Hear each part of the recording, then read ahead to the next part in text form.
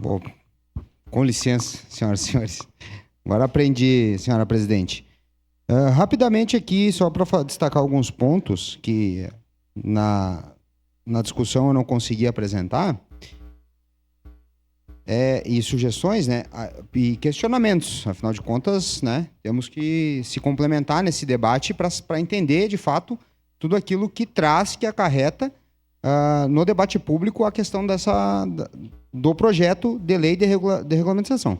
A jornada de caminhoneiro, a regulamentação da jornada de trabalho do motorista, do caminhoneiro, vereador Bressan, foi positiva ou foi negativa? Ele trabalhar 8 horas, ele dirigir 5 horas e 15 minutos, né, de intervalo. O máximo que pode dirigir são 5 horas, né? A cada 3 horas uma parada de 15 minutos. Se dirigir 5 horas, uma parada de 30 minutos, 8 horas de jornada de trabalho, e isso garantiu segurança nas estradas. Em tese, né? Mas essa era a intenção. Isso garantia um direito também para o trabalhador. Outra coisa que tem na moção aqui, que eu li várias vezes, são a palavra trabalhador. Gente, se somos trabalhadores, né? Se somos trabalhadores, precisamos de amparo, de direito, de alguma expectativa de arrecadação, porque aqui está escrito também na moção benefícios que não virão tão cedo.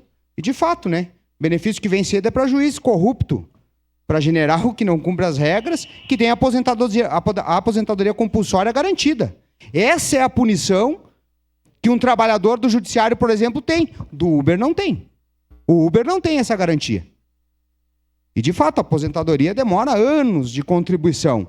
E se nós não tivermos trabalhadores na base, nós não poderemos sustentar os nossos idosos. Isso é uma lógica. E isso vai acontecer com nós também. Mas, volto a repetir e frisar.